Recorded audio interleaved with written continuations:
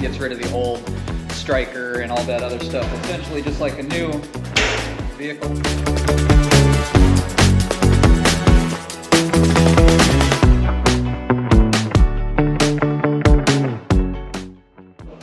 Well, today we installed a easy latch kit into the 68 C10. Kind of gets rid of the old striker and all that other stuff that's not very adjustable and they're not very reliable.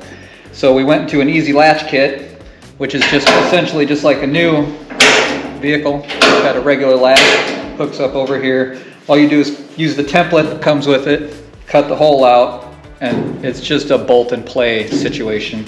They say you can weld it in. We left it boltable or unboltable so that if it ever needs to be fixed, replaced, repaired, we can take it back off and work on it.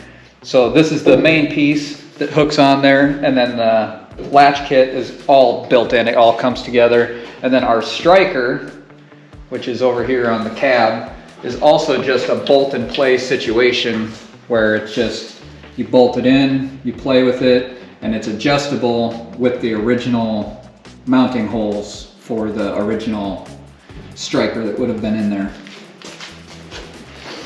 Other than that, it took me probably a half hour to 45 minutes per door, and now all it is needs to be adjusted.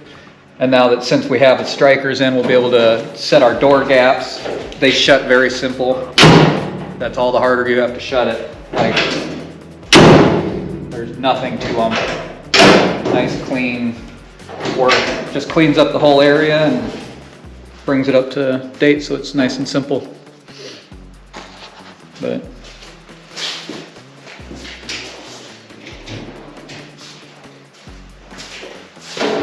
I don't know what these are called.